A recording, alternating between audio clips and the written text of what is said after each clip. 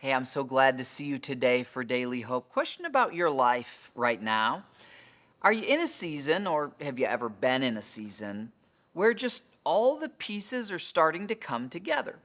We often go through seasons where it's difficult, it's painful, things aren't coming together. But there are those seasons for people, for families, and for ministries and organizations where just all the pieces start to come together.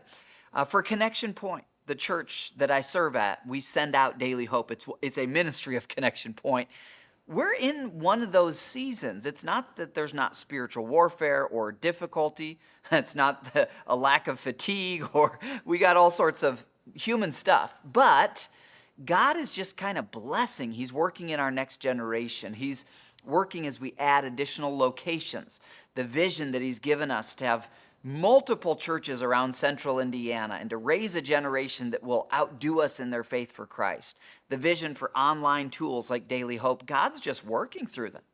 There is some wisdom here in the book of 2 Chronicles for you and for me when life is going well. And the wisdom is this: when life is going well because you've been seeking God, if you stop seeking Him, things can turn around really fast. In fact, the first half of 2 Chronicles is really the reign of Solomon. And though Solomon wasn't perfect like his father David, he was a man who sought God's heart consistently. And as a result, he experienced great blessing, and so did God's people. Solomon asks God for wisdom. Solomon builds the temple to make it all about God. Solomon dedicates the temple, and then God just pours out riches and blessing on His people. But at the end of chapter 9, Solomon passes away, and it is a really sharp contrast what happens immediately after. Listen to verse 31.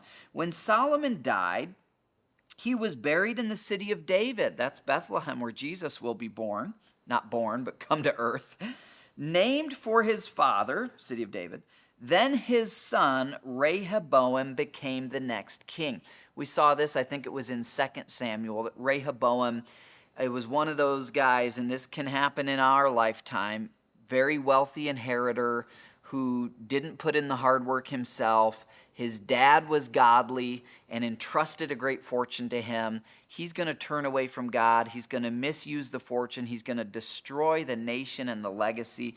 And he's one of about 20 different kings who then will just keeps getting a little bit worse, a little bit worse, a little bit worse, till the nation finally gets overrun by other nations. And I think our application today out of 2 Chronicles is this: let's seek God when we're in a time of blessing.